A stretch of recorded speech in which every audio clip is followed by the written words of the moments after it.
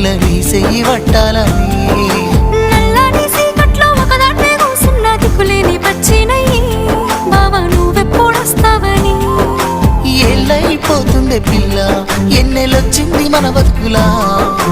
ఏలైపోతుంది పిల్ల ఏలు వట్టంగా వస్తున్నాయా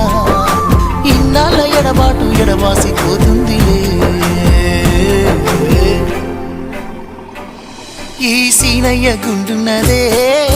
సినదారా నీ కోసము